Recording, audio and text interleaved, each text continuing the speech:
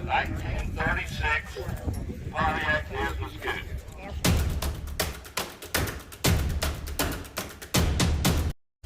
Today I came out to Independence, Kansas, and taking a look at this 1936 Pontiac 3-window coupe. This car was owned by the banker in town back in the 30s.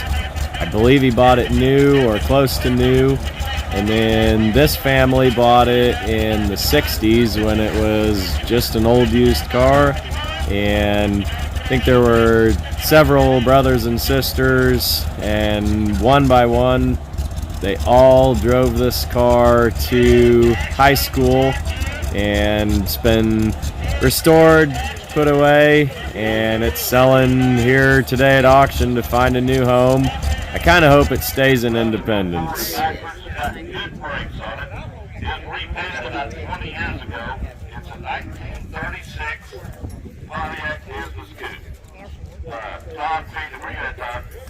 Right there. He ended up on the rack. There's not an ounce of rust on it anywhere. Solid as a rock. No, probably not. You did, but you know, it's 86 years old. Yeah. Yeah. 86 years old. You talk about a nice automobile. They use it for parades,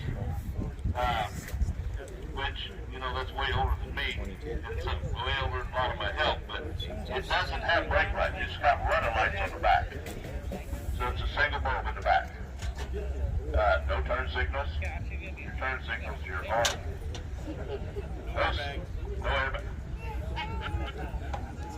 Well, except for the ones There ain't no Bluetooth or anything like Probably that. not. On a satellite car right here, boy. What's the matter, give Fred?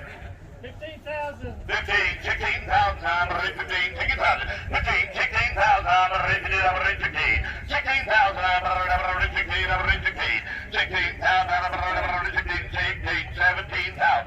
17, I'm ready 17, 17, I'm ready 17, 18, 18,000, sir, 18,000, 18, I'm ready 18, I'm ready 18, I got 17 over there, be 18,000, 18,000. 18,000, 18, 19,000, 19,000, I'm going to 19, 19, I'm going to 19, I'm going to 18,500, 18,500, I'll work with you, 18,500, 18,500, I'm going to 18, I'm going to 18,500, 18,500, I'm going to 18, I'm going to 18,500, 18,000, I'm going to 18,500, I'm going to 18,500, 18,000, I'm going to 18,500, 18,500, I'm going to 18, I'm going to 18,500, 18,500, I'm going to 18, I'm going to 18,500, 18,000, I'm going to 18,500, I'm going to 18,500, 18,500, 18,500, 18,500, 18,500,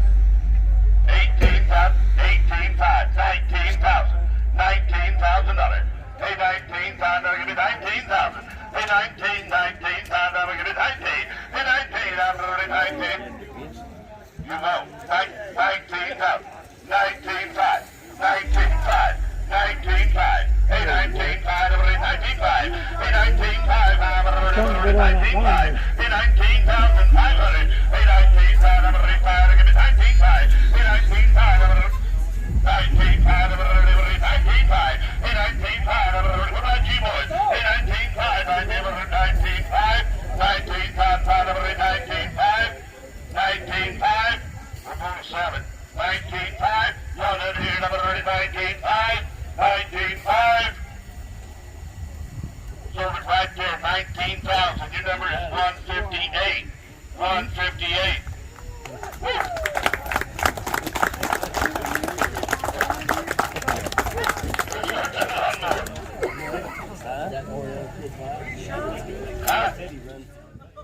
Well, that's pretty neat. This car did sell to a family here in Independence, and so it'll stay in the hometown that it always was in.